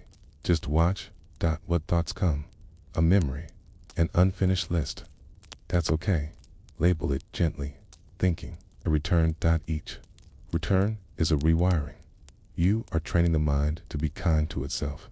Even this awareness of awareness is powerful. Over time, your brain begins to anticipate mindfulness. It starts to crave it, the same way it craves movement, or light, or touch, because mindfulness is not withdrawal. It is contact. It is meeting the moment without a mask, and in doing so, you teach your brain to listen, not to the noise of the world, but to the quiet signal underneath, and that signal becomes stronger, clearer, more trustworthy. Mindfulness doesn't promise perfect peace, but it offers clarity, a chance to respond instead of react, to soften instead of brace, to understand instead of fear. Even in moments of chaos, the mindful brain remembers its breath, and in that breath, it finds a small and sacred pause. That pause, a fraction of a second, can reshape a lifetime of habit. Imagine a world where we all pause like this, before yelling, before worrying, before rushing to be right. That world begins in your brain, one breath at a time. And here, at night, as you lay still and soft in your bed, you can practice, not for mastery, but for gentleness. Mindfulness is not performance. It is relationship with your breath, with your body, with the thought that just floated by. You are not broken. You're not behind. You are here, and that is enough. Let your awareness settle now. Let it notice the room, the shadows, sounds just beneath the silence. And as you drift, your brain is still learning, still rewiring, still becoming in your sleep. These mindful traces deepen. Tomorrow, you'll rise just a little more attuned. And tomorrow, we step into the next layer of connection, not with self, but with others. Because the brain, for all its complexity, does not grow alone. It thrives in the light of companionship, in the warmth of social bonds. And so, we turn next to the neural magic of human connection. You are not just a single brain floating in isolation. You are a node in a shimmering web of others, and each thread between you and another is more than metaphor. It is biology. It is architecture. It is the quiet rewiring of the mind through presence, touch, and voice. From the moment you are born, your brain seeks others, eyes scanning faces, ears tuning to language, skin sensing warmth and heartbeat. Every interaction etches itself into your circuitry. It's the sound of your mother's voice, the rhythm of your father's footsteps, the way a friend smiles at you. These moments mold your neural pathways as surely as any textbook or meditation. Scientists call it social neuroscience, the study of how relationships shape the brain, and what they find is gentle and profound. When you speak to someone with kindness, your brain lights up in the medial prefrontal cortex, the part involved in understanding other minds. When you hold someone's hand, your somatosensory cortex and your insula activate, mirroring their feelings inside your own skin. When you laugh with someone, you aren't just sharing joy, you are synchronizing rhythms, linking brainwaves, quietly reshaping your emotional circuitry. This is the dance of human connection, and it is not background noise, it is the main event of how your mind grows and heals.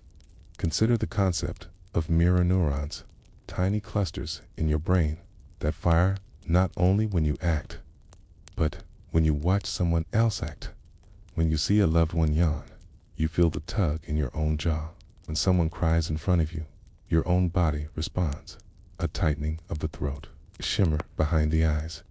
These neurons do not distinguish well between self and other, and that is their gift, because empathy, at its core, is neurological. To be social is to be wired for resonance. To connect is to change, not just emotionally, but structurally. Loneliness, then, is more than a feeling. It is an altered state of the brain. Prolonged isolation has measurable effects, shrinking gray matter in areas responsible for learning, memory, and even emotional regulation. The brain, deprived of connection, becomes less curious, more rigid, and more prone to anxiety. But the opposite is equally true. Relationships, even quiet, simple ones, are mental fertilizer. A 5-minute conversation with a friend who listens can activate the ventral striatum, your reward center. It releases dopamine, the neurotransmitter of motivation and learning, not through performance, but through presence. You are rewarded for showing up, and every time you do, your brain becomes more flexible. Children raised in emotionally rich, attentive environments develop more robust executive functions, planning, focus, emotional control. But it doesn't end with childhood. Adults who sustain strong, empathetic relationships into old age show slower cognitive decline. Their minds stay brighter, not because of puzzles or vitamins, but because of people. There is a term, interbrained, synchron. It describes how two people, when deeply connected, begin to align their neural activity. Happens in storytelling, in music, in shared silence. Your brain is always listening for the rhythm of others. This, too, is neuroplasticity, not shaped in solitude, but in conversation. Not all connection is easy. Some people exhaust you, some hurt, some leave. But even rupture teaches, even heartbreak rewires. Your brain learns to grieve, to let go, to open again in the spaces where trust has been broken. New growth is possible, a more nuanced understanding of safety, a deeper recognition of self-connection is not just about joy. It is about growth. Imagine for a moment an older adult in a quiet apartment, feeling the ache of disconnection. Then picture that same person invited to a book club or called by a friend. Their brain previously dim with disuse, begins to light again. The anterior insula, involved in emotional awareness, flickers to life. The temporal parietal junction, responsible for perspective taking, reawakens. You do not age in isolation. You age in relation, and the quality of those relations can determine the shape of your mind. Even brief eye contact, even shared laughter with a stranger can shift your neurochemistry. A reminder that you are not alone, that you are seeing the digital age has changed this landscape. We scroll, we like, we message, but our brains evolve for tone, for expression, for warmth in the voice. Soon fatigue is not weakness, it is your ancient brain missing cues, missing synchrony, missing real presence. So whenever possible, reach for the real. Call someone instead of texting. Sit across from a friend. Notice the way their hands move when they speak. These are not small acts. They are sculpting tools for your brain and for theirs. Neuroplasticity thrives in the soil of connection. And it's not just personal culture, too, shapes the brain. Your language, your customs, your shared memories with others. They mold your neural maps. What is normal in one group may feel strange in another. Your brain adapts to the social world it is immersed in. And so, tease by choosing kind, curious, emotionally intelligent communities. You are choosing the structure of your own mind. This gives you power. You cannot choose every moment, but you can choose to surround yourself with minds that help yours bloom. Your brain is a social organ. It's not just housed in a skull, but stretched between hearts and hands in conversations in the dark. Let yourself be known. Let yourself know others. Date, the vulnerability, is not weakness. It is how the nervous system learns to trust, and trust is one of the most powerful forces for cognitive resilience. There is a reason why people in love often feel sharper. It's why caregivers, though tired, develop stronger emotional perception. Why a classroom filled with belonging produces braver learners. The mind is not separate from others. Hey, it is formed in relationship. So tonight, as you lie still, perhaps you remember a face, a moment of laughter, a quiet conversation from years ago. That still feels warm. That memory is not just in your heart. It is etched into your brain. And perhaps, tomorrow, you will create a new one. Not for nostalgia, but for renewal. Because, even now, as the world feels divided, your neurons still reach for connection. And in the quiet glow of togetherness, your brain becomes something softer, stronger, it's more alive. And just as you connect with others, another form of connection continues while you sleep. A hidden process. It's a nightly architect at work behind your closed eyes. Because your brain, even when you rest, never stops rebuilding. And in our next chapter, we drift gently into that mystery, the healing power of sleep, of sleep. The world quiets around you. Lights dim, voices soften. Your breath becomes slower. The weight of the day begins to release. And without effort, without command, your body guides you into sleep, an ancient, quiet ritual that your brain has practiced for thousands of nights. Sleep is not stillness, not for the brain. What looks like rest on the outside is a storm of activity within, but not a wild storm, a precise one, a sacred sorting, a soft reset, a renewal that begins the moment your eyes close. Inside your skull, as your limbs surrender, a subtle transformation begins. Your body cools, your heart rate slows, and your brain enters NREM, non-rapid eye movement. Sleep, the first wave of healing. Here, you dip into deep waters. Slow waves ripple across your cortex. These delta waves, broad, deep, and slow, signal restoration. And as these waves rise and fall, your brain begins a kind of night shift. Neural janitors come out. They sweep through synapses. They clear out waste, remove clutter, tighten signals. This cleansing is real, backed by the glymphatic system, a network of channels that flush out toxins and metabolic waste from your brain. Things your waking mind leaves behind. Proteins, debris, misfired signals are carried away while you sleep. One of these waste products is beta amyloid, a protein that, if allowed to accumulate, is linked to Alzheimer's disease. But in deep sleep, your glymphatic system becomes 10 times more active. Your brain literally washes itself in the darkness of night, as if to say, "Let me start again tomorrow." The cleaning is only the beginning. Your memories, those fragile threads from the day, begin to move. During sleep, your hippocampus, the seahorse-shaped archivist, plays back the day's experiences like a symphony in rehearsal. Moments replay, not in full, but in bursts. In slow, rhythmic pulses, the hippocampus sends signals to your neocortex, teaching it what to keep. This is memory consolidation, the quiet decision of what stays and what fades. Not everything is saved. Your brain is selective.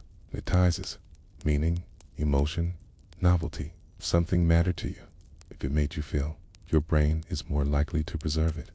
Even dreams may play a role, though they feel abstract. Dreams reflect your internal sorting. Your brain is trying to make sense, to connect, to rehearse emotional safety in dreams. You revisit places, faces, fears, but changed, filtered, softened. This is not chaos. This is integration. Your brain is not only remembering, 'tis learning how to carry forward. Then comes REM sleep, rapid eye movement, a state of deep, surreal activity. Your body is still, paralyzed, so you don't act out your dreams. But your brain, it shines with activity, almost as much as when you're awake. Your eyes flicker beneath your lids, and inside your mind, stories unfold.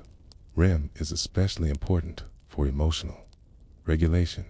It is where trauma may be softened, where fear pathways are edited, where creativity blooms. Artists, musicians, scientists, many credit their breakthroughs to something that came in a dream. Not magic, it's neuroplasticity, alive. In REM. Each night, your sleep cycles repeat. NREM to REM, back again. About 5 full cycles in a healthy night, and each one offers the brain a gift. Some cycles deepen memory, some rebuild motor skills, some help you regulate mood, some help you focus tomorrow. So sleep is not passive, it is programming, a quiet composer retuning the instruments of your mind and body. When sleep is short or interrupted, you feel it, not just in grogginess, but in cognitive function, in mood, in resilience. Sleep-deprived brains have less empathy, slower processing, slower decision, making. Your prefrontal cortex, the seat of rational thought, goes quiet. Your amygdala, which processes fear and anger, lights up. You become more reactive, less reflective. But sleep restores this balance. With each full cycle, your prefrontal cortex reclaims control. Your emotional world settles into harmony, and your immune system, too, depends on sleep. During deep sleep, your body releases cytokines, proteins that fight infection, heal damage, calm inflammation. A tired body cannot heal as fast. Even your gut, your second brain, relies on sleep. Disrupted sleep alters the microbiome, and the microbiome, in turn, affects mood and cognition. It is all connected. Sleep is not an escape from life. It is part of life. It is how the mind and body continue their silent work, repairing, preparing, reshaping. Even your sense of self is tied to sleep. Your memories, your emotional landscape, your problem-solving ability, they are all updated nightly. And when you dream of someone you love, your connection to them may feel stronger than next. Daydreams extend your relationships in a different dimension. Some cultures say dreams are visits. Others say they are teachings. Modern neuroscience simply says they are necessary, and when you awaken on a good morning after deep rest, you feel it, a quiet clarity, a fresh perspective, a sense that something has been gently rearranged. It has. your brain is changed. By the night, in a world that glorifies busyness, sleep becomes radical, a declaration that healing matters, that nothing productive can happen without rest, and yet, so many push it away. Caffeine to extend alertness, screens to delay sleep onset, worry to disrupt the rhythms. But your brain, even then, waits patiently. Every yawn is a signal. Every blink that lingers is an invitation, because sleep is not an enemy. It is a friend, ancient, loyal, wise, and it asks you to trust the dark to surrender for just a little while. And in return, it offers something precious, not just dreams, but renewal, rebirth, a new chance to be softer, clearer, more connected to yourself. And when you awaken tomorrow, you may not remember what was edited in the night, but you will carry the effects. You are always becoming, and in this nightly becoming, there is power. And now, as you drift toward rest, the mind lets go of light, of logic, of form, and steps gently into shadow, into the slow echo of dreams, where stress so heavy by day begins its soft unwinding, which leads us, quietly, to the next part of our journey, the hidden toll of stress and cortisol on your aging, flexible mind. You may think of age as something that slips away, a quiet retreat of what was once quick, sharp, full of light. You may fear the forgetting, the slowing, the space between thoughts that wasn't there before. But the brain in later life is not just a fading thing, it is a different kind of strength. Aging is not decay, it is reshaping, okay? And the older brain is not broken. It is evolving in youth. Your mind is like a fast-flowing stream, full of energy, moving quickly over the surface, rushing to keep up, rushing to understand. But in age, the water slows, it deepens, it reflects. This slowness is often mistaken for weakness, but it is not that. It is a shift in priority. The aging brain is less interested in noise, more drawn to meaning. You begin to notice patterns you missed before. Connections emerge, subtle, quiet, poetic. You sense the shape of a story behind a simple word. You listen longer. You speak less, choose more carefully. This is the gift of crystallized intelligence, a form of wisdom that grows stronger with time. It's not about how fast you process, but how well you understand. Not about remembering every detail, but knowing which ones matter. And your brain supports this. Neuroscientists have found that even as certain regions shrink as neurons fire more slowly, short-term memory flickers. The brain builds bridges. Elsewhere, it recruits both hemispheres instead of relying on just one. It engages deeper networks to solve the same problems. It compensates with grace. You may forget a name, but recall the whole conversation, the way someone made you feel, the lesson behind the moment. That is not decline. That is refinement.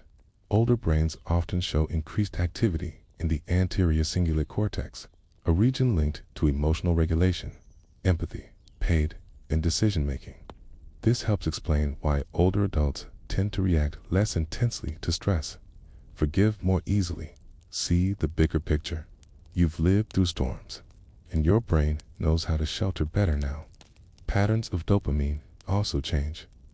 While younger brains chase novelty, older brains are more responsive to what feels emotionally meaningful.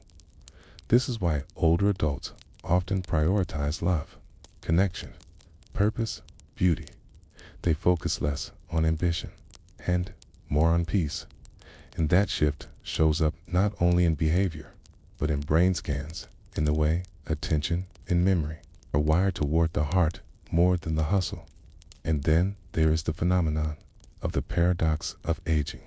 Even as physical and cognitive strength decline, many people report increased happiness, greater emotional stability, and a deeper sense of satisfaction. How can this be? Part of it is perspective. The aging brain knows that time is finite, but days are precious.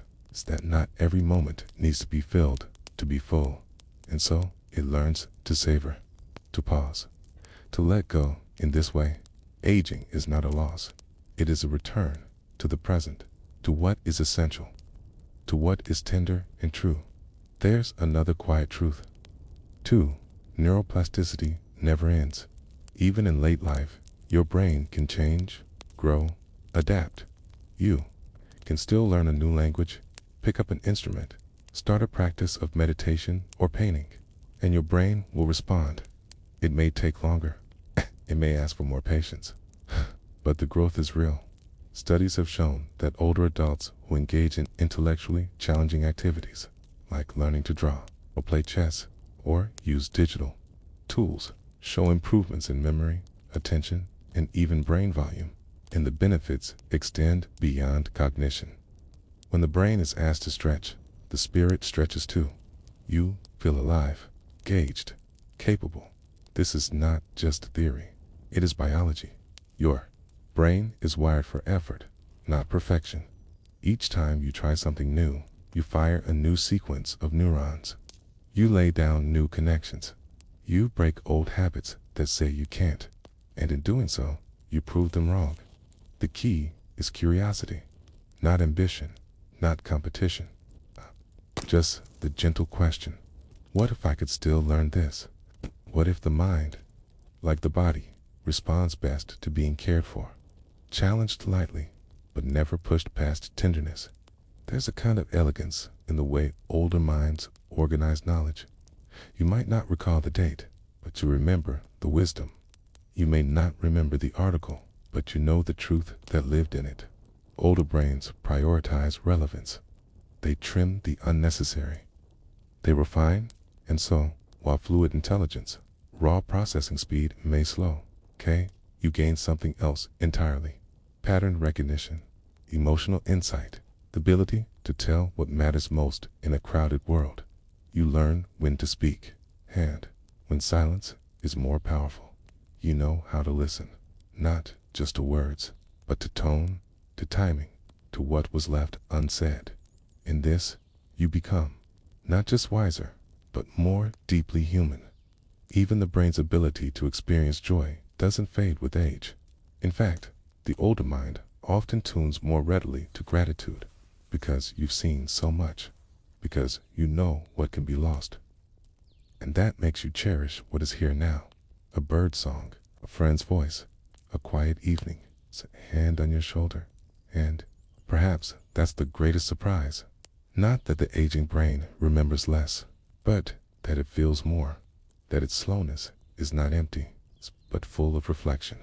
That its forgetfulness isn't failure, but a gentle release of what no longer serves. You become, in some ways, lighter, less burdened by the need to prove, more drawn to the need to be. The brain learns to trust that not every answer is urgent, that not every space must be filled, that sometimes the deepest knowing comes not from information, but from presence. So, when you find yourself forgetting, do not panic. Ask instead, what am I making room for? When your thoughts slow, do not despair. Ask, what beauty can only be seen when I pause? You are not less than you were. You are becoming something else. A mind that watches, a mind that listens, a mind that sees the forest where it once saw only trees. This is not the end. It is an unfolding dot, and tomorrow your brain will change again, not into something lesser, but into something new. And just as the stream slows into a deep, wide river, your thoughts now carry not speed, but depth. And what waits ahead is not silence, but a kind of symphony, one only the older mind can hear. One that says, you are not done growing, even here. Even now, as your neurons rest, as your breath softens. Let that surprise stay with you, because in the very next chapter, we'll discover that transformation never truly stops. Even now, you are still becoming. You are not a static thing, not a carved stone, finished and sealed, not a set of gears turning in unchanging rhythm. Key, you are breath and blood and thought, forever in motion. The cells of your body shift constantly. Bones rebuild, skin renews. Even your heart quietly reshapes its own rhythm. But your brain, your soft electric center, holds the most surprising truth of all. It does not settle. It does not freeze. It is not fixed. Even in sleep, it rewires. Even in rest, it learns. Even in silence, it listens.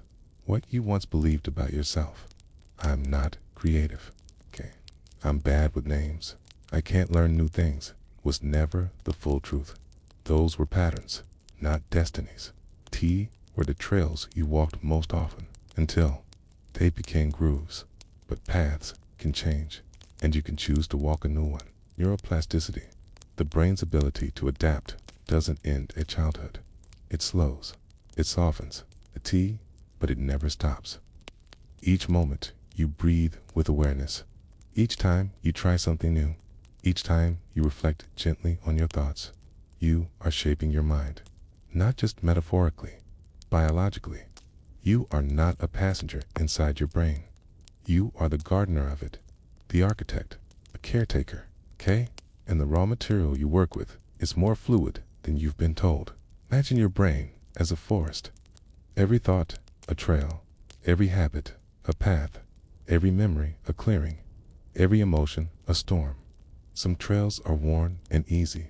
You've walked them for years. They feel like truth, but they may just be repetition. Others are overgrown, new, unfamiliar. You hesitate, but with each step, you make them real. And the more often you walk them, the clearer they become. This is how new habits form. This how change begins. It is not about force. It is about attention. When you notice a thought, you give it light. When you repeat an action, you give it water. When you reflect with kindness, you give it root. And so, slowly, gently, you become not a new person, but a fuller version of yourself. Every time you respond differently, with patience instead of reaction, with curiosity instead of judgment, you lay down new tracks in your mind, and your brain notices. It strengthens those pathways. It prunes the ones you no longer use. It rewires, not because you forced it, but because you practiced. Teased. That is the gift of plasticity. Not just the ability to learn, but the ability to become. And this is true not only of thoughts, but of identity. You are not bound by who you were, not confined by old roles or old fears. You are not just a mother or son or artist or analyst. You are not just anxious or brave, not just forgetful or sharp. You are a shifting constellation of stories, feelings, and choices, gathering, dissolving, reweaving. And this means you can always begin again. Even after years of believing a story, you can change the ending. Even after years of reacting the same way, you can pause and choose another path. You are not fixed. You are still becoming. And the science echoes this. Brain scans of adults who take up new challenges, painting, singing, mindfulness, languages, show real physical changes in gray matter, in the density and strength of neural connections. These are not small, cosmetic shifts. They are deep rewrites of how the brain works. Even in your 60s, 70s, 80s, new pathways can form. New learning can take root. Even in grief, even in illness, even in late life, the brain continues to reach. You may think of change as something dramatic, a transformation that turns the world upside down, but most of it is quiet. One choice, one reflection, one breath, and that is enough. You do not need to overhaul your life to change your brain. You need only to listen. Pay attention to what is asking to grow. If your heart feels dull, perhaps wonder is the seed. If your days feel frantic, perhaps stillness is the soil. If you've stopped believing in your own expansion, perhaps the time has come to walk just a few steps down that new trail, the one that waits, always, at the edge of your old self. You are not just what you think. You are what you nurture. In every moment, yes, even this one offers the softest doorway into becoming.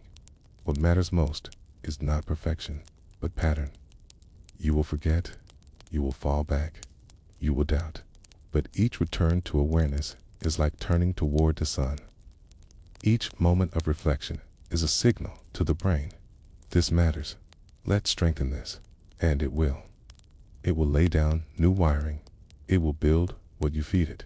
Else slowly, without fanfare, you will shift. And so, age is not the end of becoming. It may be the beginning of becoming consciously. You are not a story that ends with a fade to black. You are a sentence still unfolding, and your brain, beautiful, tender, alive, is still writing. What if you approached your mind like a garden after winter? Not broken, just waiting. Waiting for light, for patience, for the decision to begin. You are not stuck. You are not too late. And even if you forget this tomorrow, your brain will remember the shape of the path, and you can begin again. This is your power, to remain soft, to remain open, to remain capable of change. You may think it's too small, this breath, this thought, this quiet choice. But the brain doesn't think in milestones, thinks in repetition. Repetition, chimed, consistent, is how you become new. Not all at once, but over time, like water wearing down stone, like roots weaving into soil. You are not a finished sculpture. You are a living canvas, and your brain is still painting. What colors will you choose today? What story will you revise? What small new trail will you step into? Let that question stay with you. Let it settle into your breath. Let it echo softly into tomorrow. Because what comes next, what comes after this moment, is not the same version of you that began this chapter. You've changed already, in small, invisible ways, in pathways just beginning to glow. And that's the miracle of your mind. Even now, especially now, you are still becoming.